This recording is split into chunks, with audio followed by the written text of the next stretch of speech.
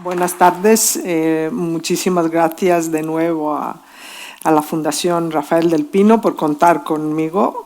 Siempre es un privilegio y honor colaborar con la Fundación y muchísimas gracias a Javier Colomina por repetir con nosotros y conmigo. Así que bienvenido de nuevo a la Fundación. Y solo una pequeña introducción de housekeeping. Vamos a hablar como una hora y cuarto, Javier y yo, y luego últimos 20 minutos dedicaremos a vuestras preguntas, ¿no? Tenemos muchas preguntas para Javier y de hecho desde que hemos hablado de que vamos a celebrar este diálogo las cosas se han complicado aún más, si se puede decir, ¿no? Hablar de la relación transatlántica siempre ha sido interesante, pero los últimos días es aún más. Así que vamos a empezar por algo muy sencillo, ¿no? Vamos a empezar por el principio.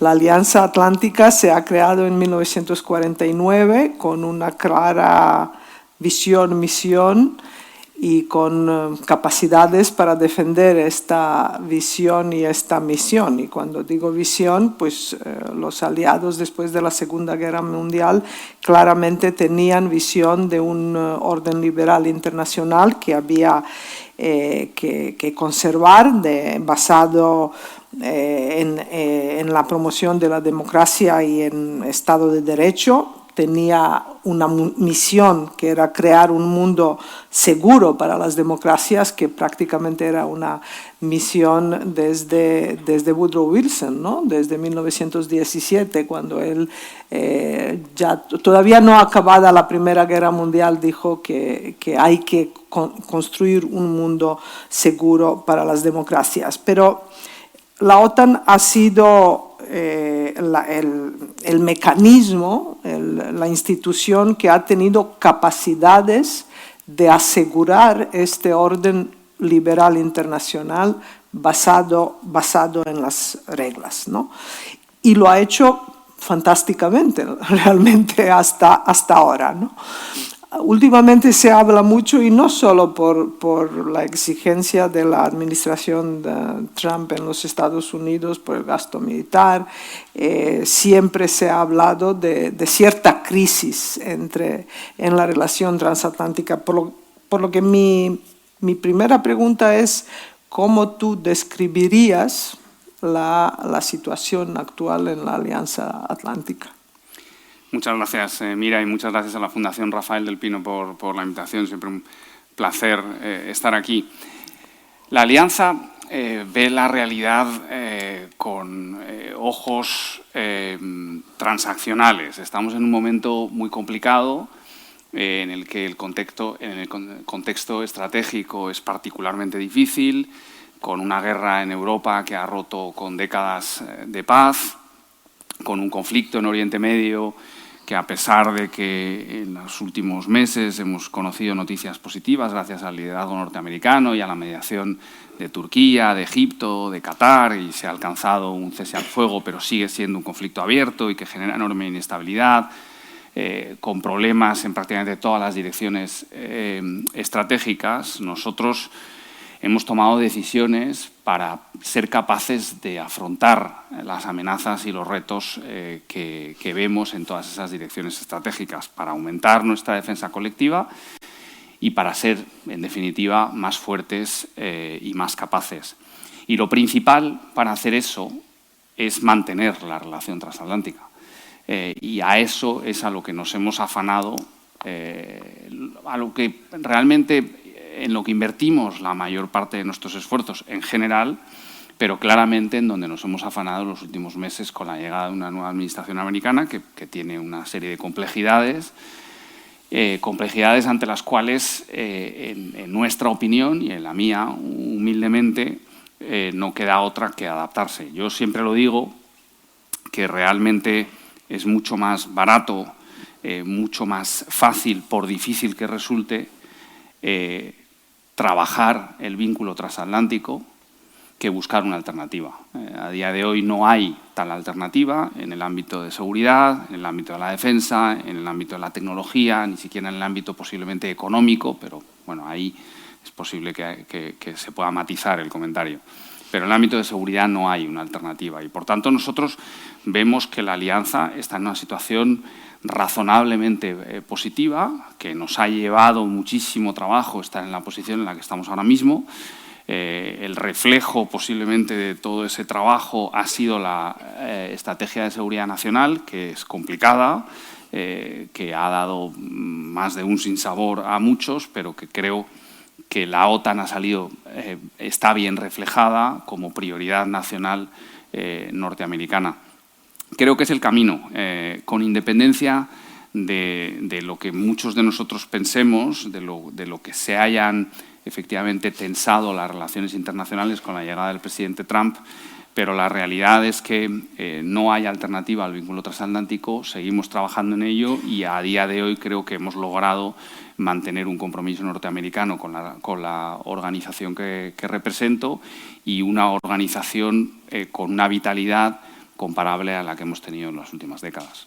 Bueno, si yo he mencionado que teníamos visión, misión y capacidades, si acabas de decir, básicamente nuestra visión aquí y misión principal es mantener viva la relación transatlántica.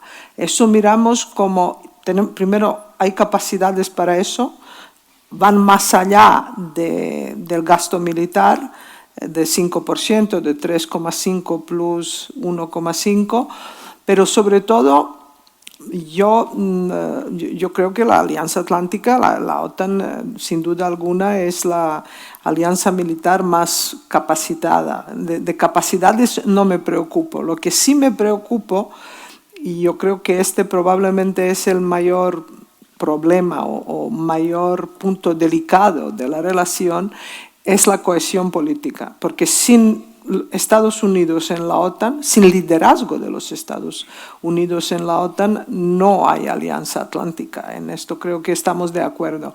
Y sí que estoy de acuerdo, yo creo que la administración del presidente Trump claramente ha dicho que Europa no es su prioridad, que la guerra de Ucrania es una guerra europea, también estoy de acuerdo, pero que la Alianza Atlántica todavía sirve a sus intereses y yo creo que allí eso puede consolarnos, ¿no? Pero has mencionado el documento de estrategia de seguridad nacional. En breve se publicará la estrategia militar. Y lo que ya en alguna que otra conferencia en Washington se ha visto, y la decisión sobre todo del Congreso, está previsto que el Pentágono o el, ¿cómo se llama ahora? El Departamento de Guerra sí que ha planificado dar una partida de dinero tanto en la OTAN como para la guerra en Ucrania. ¿Son señales de que los americanos se van a quedar para ti? ¿Qué quiero decir? Aquí la única cuestión grave es, cuando se creó la OTAN, Lloyd Smiley dijo, es Americans in, Russians out and Germans down, ¿no? La clave es Americans in. Absolutamente. ¿Tú estás de acuerdo? ¿Cómo lo ves? Esa es la clave y la realidad es que la administración Trump es compleja. Eso no le cabe duda a nadie. En algunos aspectos puede llegar a ser impredecible, pero la realidad es que la administración norteamericana en ningún momento desde su llegada ha puesto en entredicho su compromiso con la OTAN. Así como en el primer mandato de Trump sí lo hizo el presidente en varias ocasiones, en este segundo mandato en ningún momento lo hizo. Sí que, por ejemplo, tenía amplísimas dudas con respecto al papel que Estados Unidos debía jugar con respecto al apoyo a Ucrania. Y nosotros, la OTAN, poco a poco fuimos convenciendo a los americanos que había modalidades para seguir apoyando a Ucrania sin necesidad de mantener el mismo tipo de compromiso directo que había tenido la administración demócrata del presidente Biden.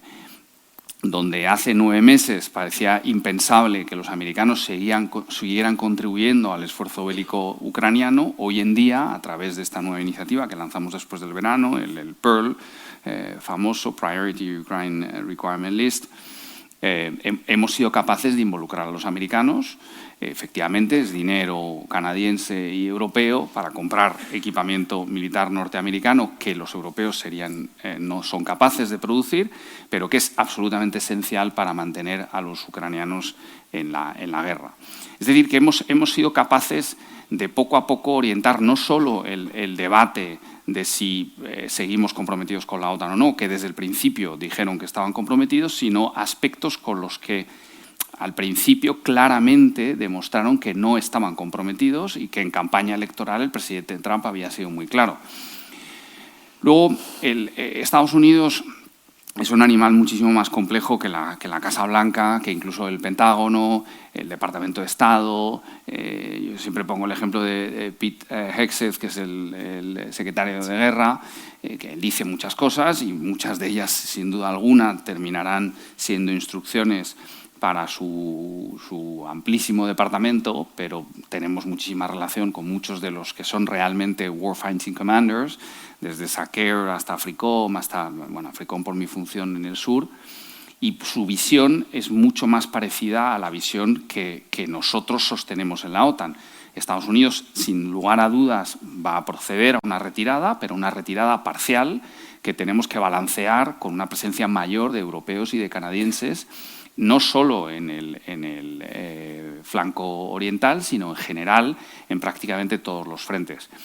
Ese es el objetivo. Yo no veo, honestamente, a Estados Unidos retirándose y dejando un vacío detrás. Yo veo a Estados Unidos con una cierta retirada que acompase una llegada y un mayor liderazgo europeo y canadiense, que por otro lado, en muchos aspectos, tiene sentido.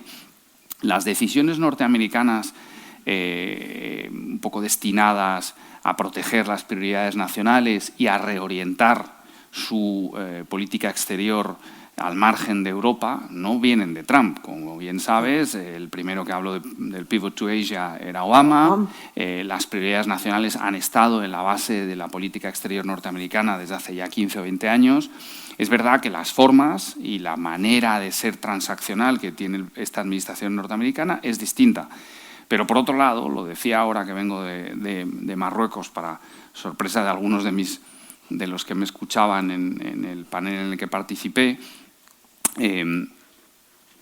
la administración norteamericana posiblemente más transaccional que hemos visto, que más defiende el America First que hayamos visto nunca, está más presente en los conflictos globales y tiene más influencia en la resolución de conflictos globales que ningún otro actor en el mundo. Y yo siempre le digo, y se lo digo a los colegas de otras nacionalidades y de otros países más alejados, como puede ser China o los sudafricanos o los brasileños, está muy bien lo que vosotros decís, pero cuando el plan Trump no funciona para Oriente Medio o el plan Trump no funciona para Ucrania, no hay un plan chino que funcione para Ucrania o que funcione para Oriente Medio. Y eso es una administración americana que quiere estar en retirada. Pero luego la comprensión ellos mismos de su propia realidad, de su propia hegemonía, de la necesidad de mantener el dólar en donde está, todo eso requiere que no se produzca un abandono, que se produzca un reequilibrio, pero no un abandono, y en eso estamos trabajando. Has mencionado ya la guerra en Ucrania, obviamente es inevitable y Europa está yo creo que vive una doble sacudida, ¿no? Una es la guerra en Ucrania y va a entrar en breve, si no funciona el acuerdo de paz, en su 4º año cumplido. Y por otro lado está la administración Trump, pero quizás Europa necesita administración Trump en sentido de definitivamente de despertar, ¿no? Si se puede hablar en estos términos. Entonces, se ha hablado mucho sobre el plan de paz en Ucrania, se ha acusado a Donald Trump de presionar a Zelensky, de presionar a Ucrania, pero yo tengo que decir que en enero de este año, antes de la toma de posesión de Donald Trump, estuve en una base militar americana en Garmisch-Partenkirchen, en George Marshall Center for Strategic Studies. Allí se celebraba un seminario sobre Rusia durante 2 semanas y closing remarks, la clausura la hizo Christopher Cavoli, general que era Secure en esta época. Y él, antes de la toma de posesión de Trump, ahora ya no es Secure, ha dicho prácticamente de una manera más elegante, pero que realmente para Ucrania ya es una victoria haber conservado su soberanía, su gobierno legítimamente elegido. Es verdad que ha perdido 20% de su territorio y hablando en contexto de Ucrania, 20% del territorio de Ucrania es un territorio mayor que los 3 países bálticos. Quiero decir, es un gran territorio. El mismo Cavoli dijo, depende de los ucranianos cuánto territorio quieren ceder a Rusia. Quiero decir que la sensación de que Ucrania no va a poder recuperar el territorio ha sido previa a la llegada de Donald Trump. Es verdad que Trump tiene una manera, digamos, compleja de negociaciones, sobre todo teniendo en cuenta las personas que representan a la Casa Blanca, que no son diplomáticos profesionales. Me gusta mucho lo que has dicho, no existe un plan chino que puede gustar a Europa más de un final de guerra, pero sé que no tienes bola de cristal, pero ¿crees que es buena esta iniciativa y qué probabilidades tiene? Mira, 2 comentarios. Antes, seguro que tendremos oportunidad de hablar de Europa, pero efectivamente empiezo por ahí porque yo creo que Europa requería un despertar, Europa requería que alguien les empujara a tomar decisiones que en el ámbito de seguridad y defensa no se habían querido tomar. Realmente el planteamiento que ha habido durante muchísimas décadas era un planteamiento que era súper cómodo para los europeos, un gasto en defensa muy reducido y un paraguas de protección que venía de Estados Unidos, que realmente resolvía prácticamente todas las dudas y a cambio pues había que de vez en cuando digerir una prioridad nacional norteamericana, como fue por ejemplo el caso de Afganistán, por acudir al ejemplo más reciente. Pero la realidad es que Europa tenía que hacer más por su propia defensa.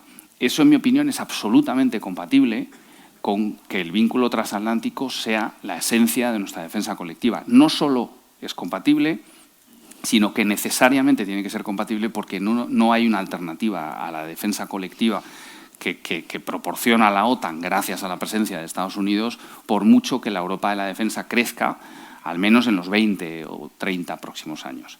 Hablaremos luego seguro de Europa y me explayaré sobre el tema. Pero bueno, Ucrania está allí y que has empezado, ahora voy a preguntarte la pregunta de millón, ¿no? Tenemos que gastar 3,5%. Voy a llegar al 3,5%. o no. Es una pregunta inevitable, pero la pregunta realmente es, ¿cómo europeos podemos ser mejores aliados? ¿Adulando a Trump? Creo que no, ¿no? ¿Qué Europa puede hacer?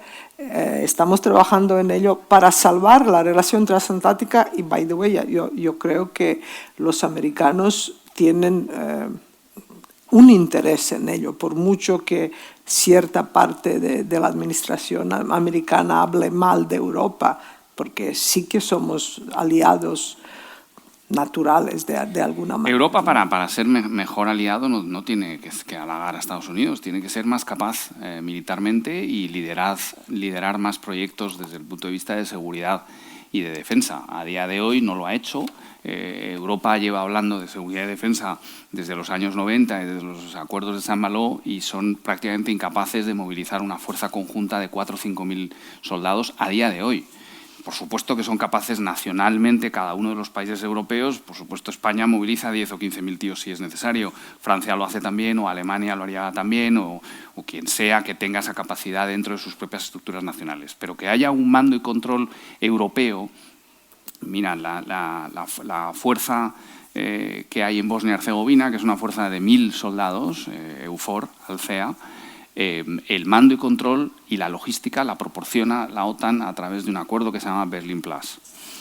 Porque todavía a día de hoy los headquarters militares de la Unión Europea no son capaces de proporcionar, de dotar a una fuerza de 1000 soldados de esa capacidad colectiva a nivel Unión Europea. Es decir, que el trabajo que tiene por delante la Unión Europea es enorme y por poner cifras sencillas, el cuartel general de la OTAN, que está en Mons, al lado de Bruselas, tiene 2000 personas trabajando, que ninguno de ellos pega tiros, son 2000 personas pensadas para planificar, para mandar cuando llegue el momento, para en el momento en el que se produzcan los despliegues sobre los cuales hemos trabajado y que movilizaríamos cientos de miles de fuerzas, que haya suficiente mando y control en Bruselas para dar mando y control a los distintos cuarteles que están desplegados por todo el territorio europeo. El cuartel general, por así decirlo, si se puede llamar de ese modo, de la Unión Europea, tiene 80 personas. Con 80 personas no eres capaz de darle mando y control a prácticamente nada. Entonces, es indudable que los americanos tenían razón cuando decían que Europa no había avanzado lo suficiente. Pero una Europa de la defensa fuerte es buena para una alianza transatlántica fuerte. Pero ¿habrá europeización de la OTAN entonces? Yo creo que va a haber una cierta europeización de la OTAN, sí, efectivamente. Yo creo que va a haber las necesidades posiblemente convencionales queden más en manos de los europeos que de los americanos.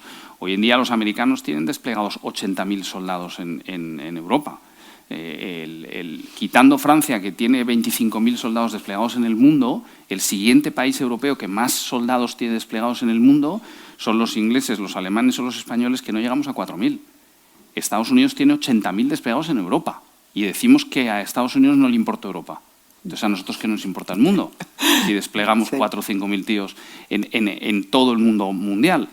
Y eso es en Europa, donde tiene 80.000 tíos. Ya sabemos que tienen cientos de miles si sumas los que tienen desplegados en todos los sitios del mundo. Con lo cual yo creo que Europa les va a seguir importando, pero hay que reequilibrar esa balanza y además yo creo que por nuestro propio bien Europa tiene que tener mayores capacidades de seguridad, mayores capacidades defensivas y mayores capacidades colectivas, que es lo que a día de hoy le falta a Europa. Tener que poner ese compromiso conjunto. La Unión Europea es una creación maravillosa, que ha dado muchísimo desde el punto de vista económico, socioeconómico e incluso político, pero que tiene claras carencias en materia de política exterior y sobre todo en materia de política de seguridad. Y eso es lo que a los americanos, junto con otros aspectos en los que yo no me meto del movimiento MAGA y de que les moleste el elemento regulatorio de la Unión Europea, pero eso es una cosa más ideológica, pero sí que es verdad que hay una carencia a la cual le han puesto cifra, y esa cifra es: vosotros tenéis que ser capaces de garantizar vuestros objetivos capacitarios, que los objetivos capacitarios es una cosa que hacemos nosotros a través de un proceso que se llama NATO Defense Planning Process, NDPP. Y le decimos a los 32 países, incluido a Estados Unidos, qué es lo que necesitan para proteger a sus territorios y la defensa colectiva. Esos objetivos capacitarios, a día de hoy, los ciframos en términos de dinero en una inversión que se tiene que mover en torno al 3,5%. Es lo que nosotros pensamos que los aliados necesitan invertir para alcanzar esos objetivos capacitarios. La realidad es que luego, si tú eres capaz de tener los tanques, los radares, las baterías antiaéreas y los barcos necesarios y los hospitales de campaña con menos dinero, pues será perfecto, y esa ha sido la discrepancia que ha habido con España. España considera que con menos dinero son capaces de alcanzar unos objetivos capacitarios que nosotros hemos pensado desde el principio, y el secretario general hace poco dio una entrevista a un medio de tirada nacional español y lo dijo muy claramente. Seguimos pensando que la cifra es ese 3,5%, pero hay una cláusula de revisión en 2029 y en 2029 veremos si se han alcanzado sus objetivos capacitarios con una cifra o con otra. Vuelvo a lo de Ucrania porque no he llegado a responder. Sí. ¿El plan es bueno o el plan es malo? Yo nunca diré que todo lo que hace Trump es bueno, por supuesto, y la presión que metió a Ucrania desde el principio es algo que nosotros hemos tratado de diluir, hemos tratado de que los americanos poco a poco comprendieran cuáles eran las necesidades ucranianas, que poco a poco empezaran a utilizar un lenguaje que era el que nosotros utilizábamos, una paz justa y duradera, una Ucrania soberana. Todo eso lo han ido incluyendo en su propio vocabulario. Lo que sí que es cierto es que esta es una guerra que va a alcanzar el 4º año dentro de 2 o 3 meses, en la que mueren en el entorno de 10 y 13.000 ucranianos al mes, 25 o 30.000 rusos al mes, y que, por tanto, el mantener los factores de la ecuación como los hemos mantenido hasta ahora, por supuesto que los principios que para todos nosotros son esenciales de la Carta de Naciones Unidas y del derecho internacional, son principios fundamentales, rectores del Tratado de Washington que dio origen a la OTAN. Pero la realidad es que si tú no cambias los factores, el resultado es el mismo. Y en el campo de batalla, Ucrania poco a poco va cediendo terreno. Muy poco a poco, pero es una tendencia que ha sido imparable desde el inicio de la guerra. Si nosotros seguimos diciendo lo mismo y seguimos haciendo lo mismo, pues el resultado seguirá siendo el mismo. Hay modalidades para cambiar esos factores, pero una de ellas es entrar en guerra. No creo que aquí nadie quiera entrar en guerra.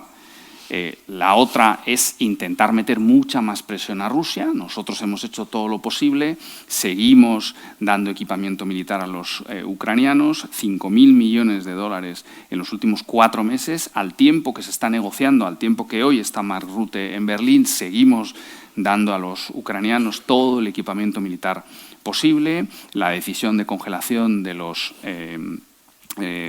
frozen assets, los activos financieros rusos, sanciones a en los distintos ámbitos de la economía rusa, intentando que Estados Unidos tome decisiones de ese tipo, como las que tomó contra Lukoil y contra el sector energético ruso, efectivamente. Es decir, se han tomado muchas medidas, pero la realidad es que con todo ello no hemos sido capaces todavía de cambiar el resultado de la ecuación. Si seguimos, indudablemente la organización que represento es una organización de seguridad, de defensa y de política exterior necesariamente cercana a la realpolitik y a aspectos transaccionales. Pero si seguimos apelando únicamente a los principios, lo que terminará ocurriendo es que aquellos que son tan generosos a la hora de enunciar los principios que deben de guiar nuestros pasos, estarán haciendo que los ucranianos sigan cada mes perdiendo 10 o 12.000 personas, mientras que tú y yo charlamos tranquilamente y dentro de 2 meses nos vamos, o dentro de 2 semanas, nos vamos a tomar un cordero con la familia fenomenal en Navidad. Esa es la realidad. Entonces, sí, por supuesto que somos capaces de mantener a los ucranianos en la batalla, pero hay que empezar a pensar si los ucranianos realmente eso es lo que quieren o quieren empezar a llegar a un proceso de negociación en el que tendrá que haber concesiones por todas las partes. Lo más fácil hubiera sido lo que hemos dicho desde el principio, que los rusos abandonen las armas, que los rusos se retiren, que los rusos básicamente deshagan lo que han hecho mal, que es todo. Son los únicos culpables de esta guerra. Eso es una evidencia. Pero pasados 4 años, pues hay que empezar a mirar las cosas de otra manera. Y el único esfuerzo de paz que creemos que tiene un potencial de alcanzar un acuerdo de cese al fuego y una paz duradera y justa es el que hay ahora mismo sobre la mesa.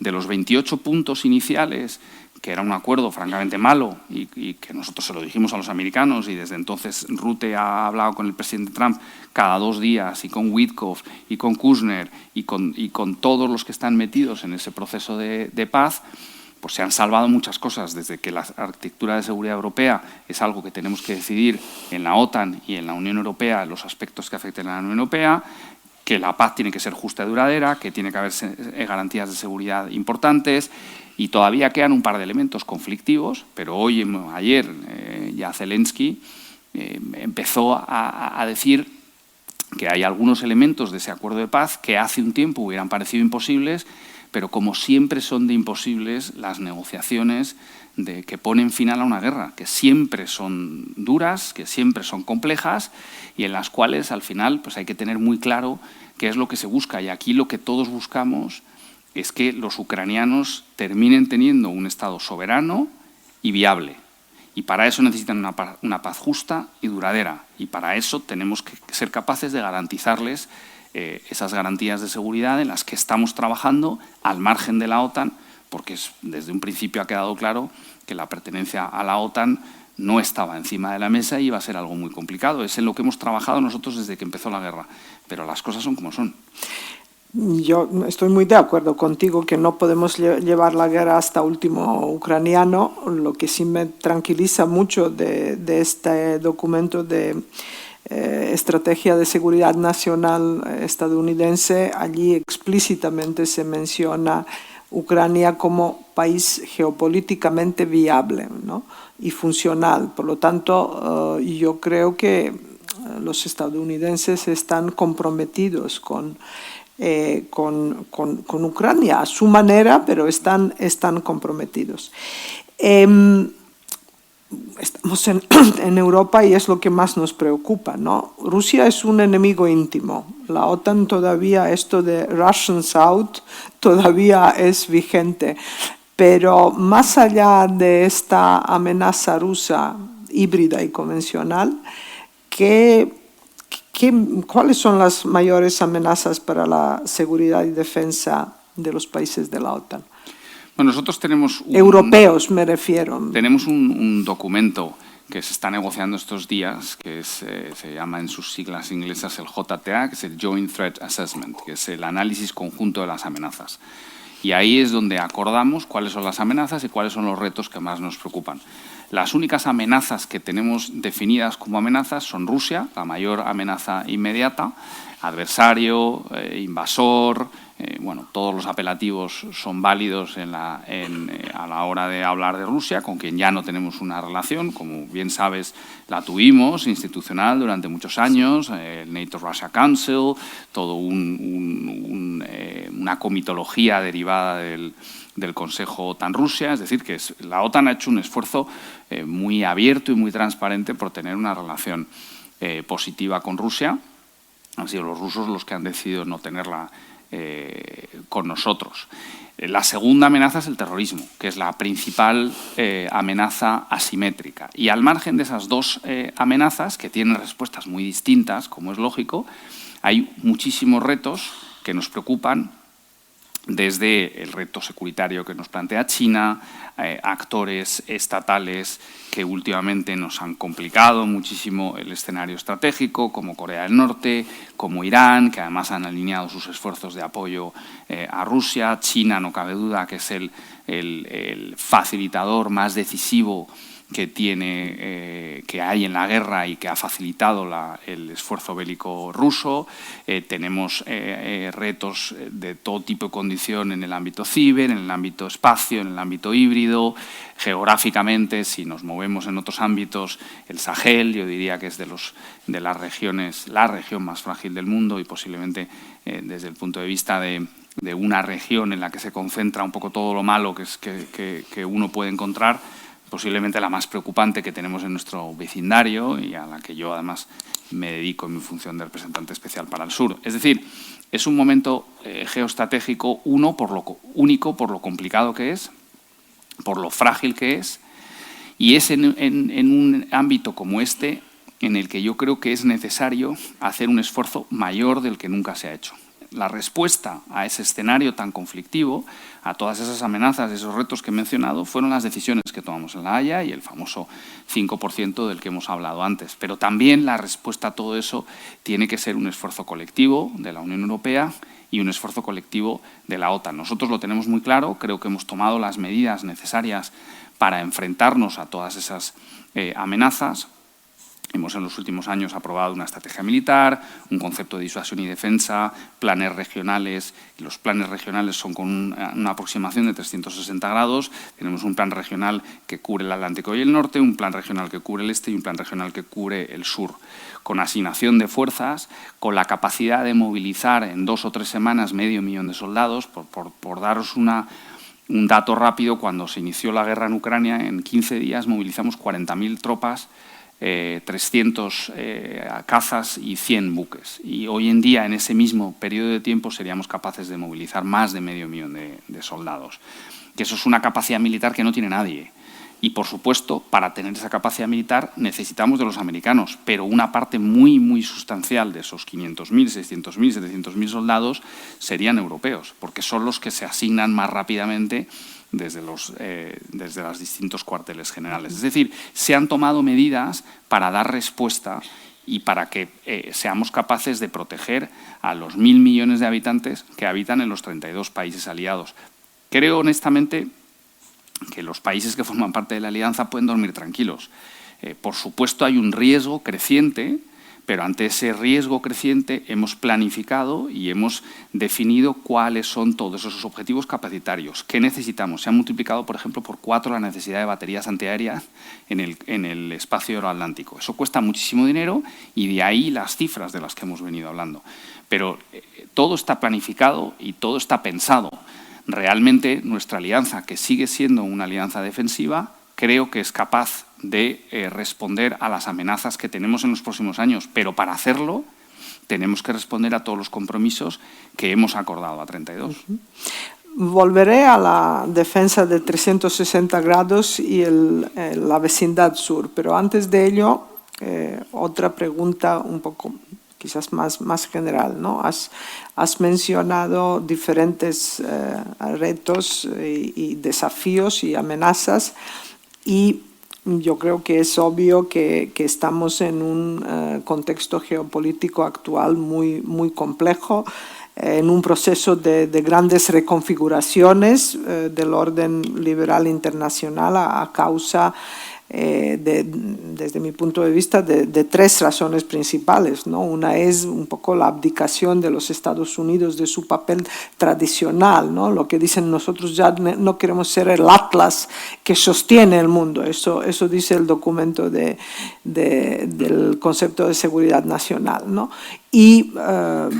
Pero no es solo Trump, esto ya empezó, como tú mismo has dicho, con Barack Obama. También Indo-Pacífico y Asia-Pacífico son la nueva prioridad, la máxima prioridad de los Estados Unidos, ¿no? La segunda razón es obviamente el auge de las potencias revisionistas, donde Rusia es la más paradigmática, pero también está Irán, está China, está Corea del Norte, e incluso somos todos países son un poquito revisionistas, ¿no? Si uno toma en serio lo que dice Donald Trump sobre Groenlandia o canal de Panamá, podría decir, pero los Estados Unidos también quieren revisar, ¿no?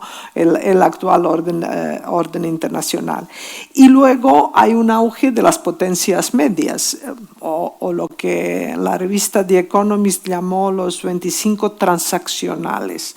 Ha subrayado mucho en 2 ocasiones que nuestra relación con los Estados Unidos y bueno, con la OTAN, ¿no? debe ser pragmática y funcional y transaccional, ¿no?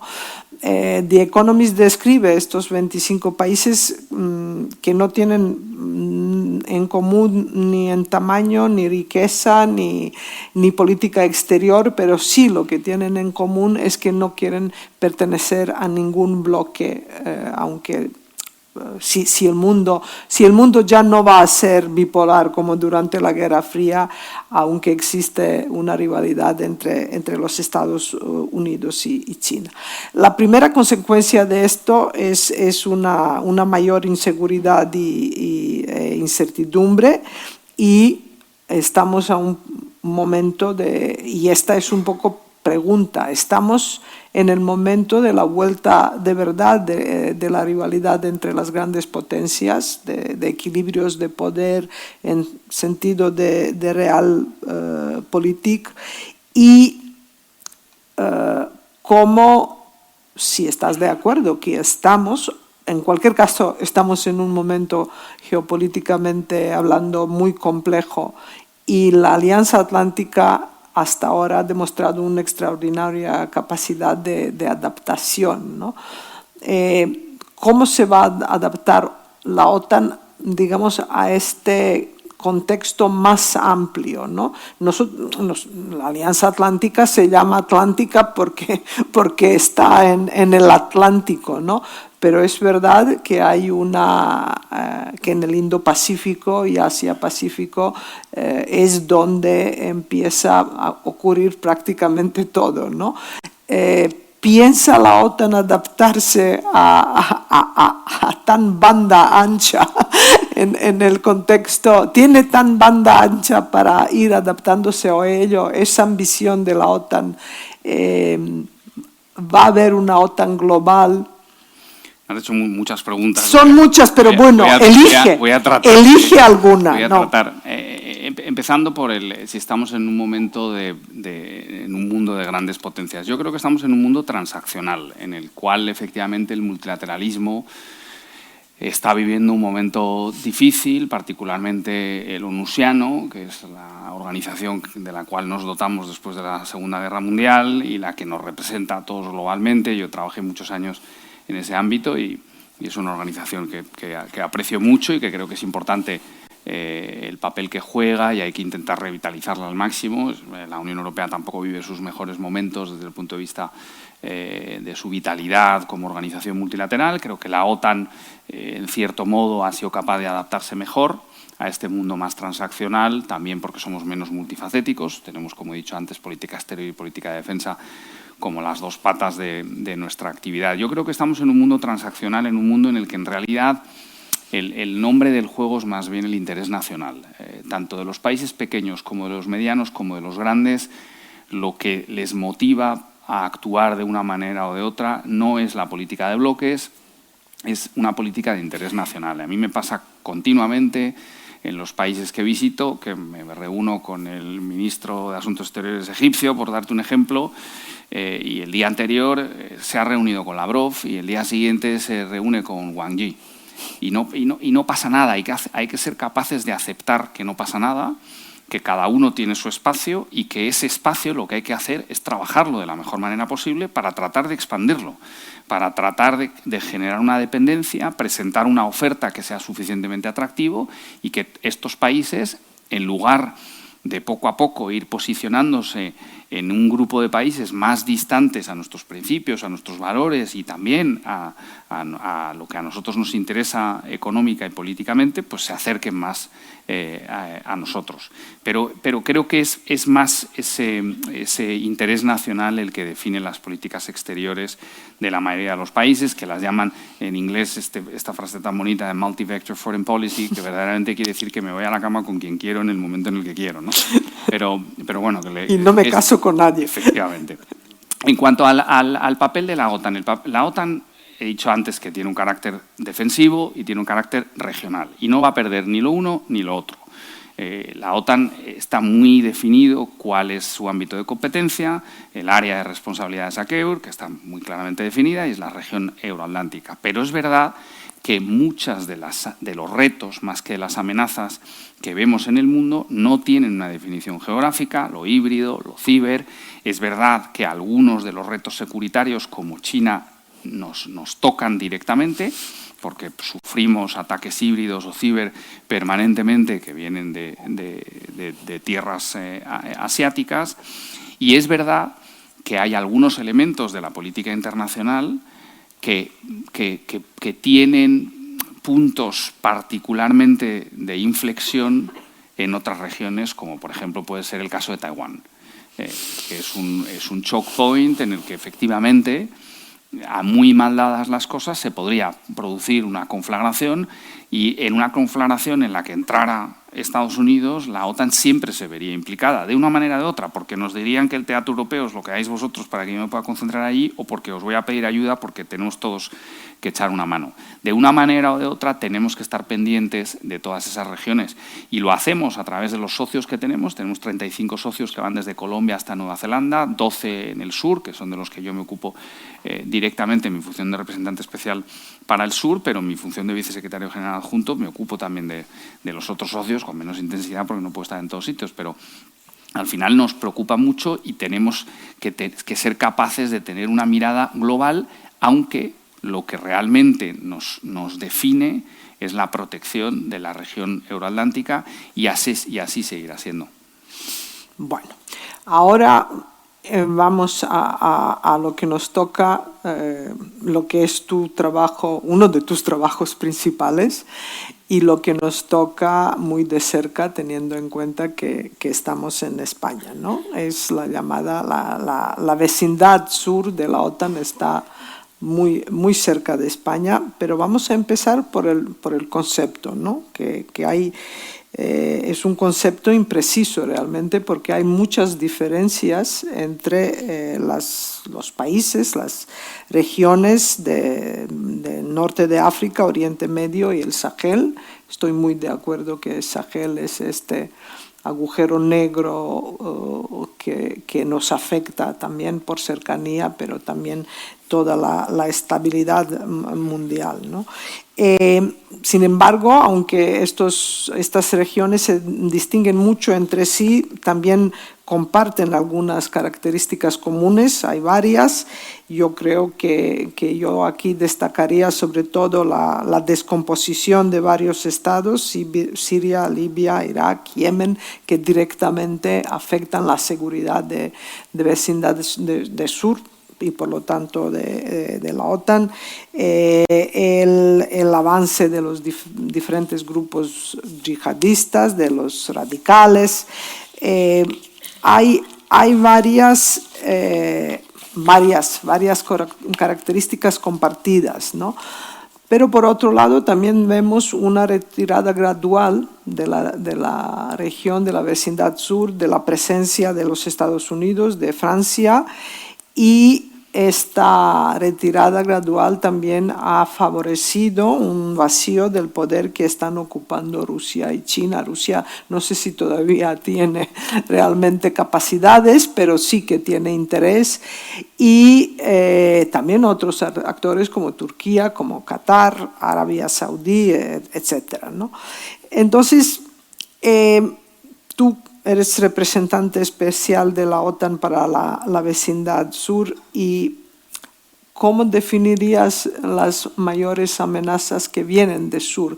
Me has dicho, hemos hablado de Rusia como enemigo íntimo, has mencionado terrorismo como otra gran amenaza. Yo no he oído que de Sahel, por ejemplo, vienen terroristas, pero sí de Oriente Medio y de norte de África. Y sobre todo, y antes de ello, ya ves que pregunto varias preguntas a la vez, ¿no? ¿Por qué hablamos de flanco oriental y la vecindad sur?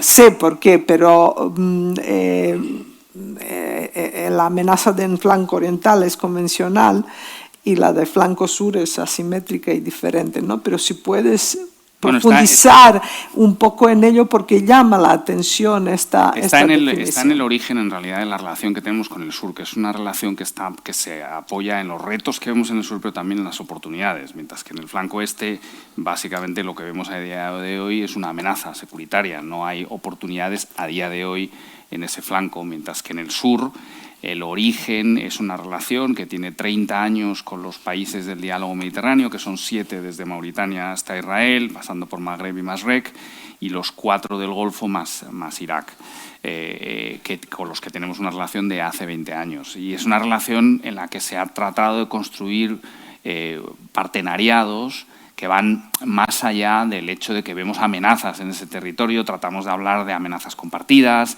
de un trabajo conjunto para que estos países tengan mejores capacidades para defenderse y a través de esas mejores capacidades en realidad aumente nuestra seguridad. Es verdad que la nueva administración americana es mucho más transaccional y hablamos más últimamente del flanco sur por apelar al elemento que realmente más impacta en nuestra defensa colectiva, en nuestra seguridad, que es el ángulo terrorista, que es la parte de la competición geoestratégica, la presencia de Rusia y de China. Pero indudablemente en el sur también vemos muchísimas oportunidades. Tú has mencionado muchos países en descomposición, los hay que están en descomposición, los hay otros en los que claramente están en composición. El caso de Irak es un país que está saliendo adelante después de un par de décadas muy complicadas, donde tenemos 700 soldados desplegados en una misión de no combate y de asesoramiento que está funcionando muy bien, y con un país que acaba de celebrar elecciones sin ningún altercado, donde va a haber un cambio de gobierno seguramente sin mayor dificultad, lo cual es mucho decir en Irak, donde estábamos hace unos pocos años. El caso de Siria, que hasta hace nada era un baño de sangre y una guerra civil terrible y ahora mismo están en un proceso esperanzador, complicado, como todos los procesos de salida de muchos años de guerra civil, pero es esperanzador. Un Irán fragilizado por varios motivos, entre otras cosas por la caída de la Siria de Assad, por la fragilización de Hezbollah y, por tanto, también una oportunidad que ofrece el Líbano para aumentar la estabilidad de una región que en sí es conflictiva. Pero ese es el motivo por el que hablamos de vecindario sur, que es una palabra que, la verdad, intercalamos con la de flanco sur también a menudo. Y es verdad que son regiones muy dispares, pero así se quiso definir, también porque tenemos menos medios de los que tiene la Unión Europea. Se quiso también integrar el concepto del sur, tiene su utilidad. La verdad, confieso que en mi relación con la Unión Europea, que es muy buena, pero tengo como 5 o 6 interlocutores distintos, cada uno para un trozo de lo que yo llevo, y ellos mismos me dicen muchas veces qué suerte tienes tú que tienes como coherencia en tu análisis geoestratégico. Nosotros, yo me tengo que parar, yo no llego a Sudán porque en Sudán empieza la del Cuerno de África, yo no llego a Oriente Medio porque empieza el representante especial de Oriente Medio, y yo no llego al Golfo porque ahí empieza Luigi Di Maio, que es el representante especial del Golfo, con lo cual tiene sus ventajas, pero también sus inconvenientes. Cierto que ha habido una retirada de Occidente en algunos de los entornos menos permisivos, y en particular en el Sahel, donde el esfuerzo francés, que fue admirable en soldados, en inversión económica y también en inversión de sangre, la operación Barkhane, que movilizó hasta 5.000 soldados en el Sahel, pues después de la retirada no hubo un seguimiento por parte de nadie. La Unión Europea pues tomó la decisión básicamente de retirarse. Estados Unidos ha seguido más presente que ninguno de los otros actores occidentales. A pesar de la actual retirada, está más presente a través de AFRICOM de lo que estamos ninguno de los demás. Y, de hecho, cuando decidieron cerrar el grifo de USAID, que ha sido una decisión, en mi opinión, equivocada en muchos aspectos, pero uno de los motivos por lo que le hace particularmente equivocada es porque, vuelvo a lo mismo, Occidente no tiene alternativa a esa capacidad de presencia ni en hard power ni en soft power. Si tuviéramos la capacidad de tener una presencia de esa dimensión, tanto en recursos humanos como en recursos financieros, no sería posiblemente tan grave el que Estados Unidos decidiera en un momento dado retirarse.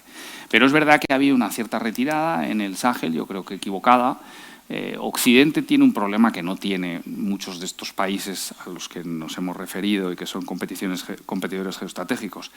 Occidente vive de ciclos electorales, la Unión Europea vive de ciclos electorales y, por tanto, el span of attention, o sea, la capacidad que tenemos de estar atentos a una región es mucho más reducida.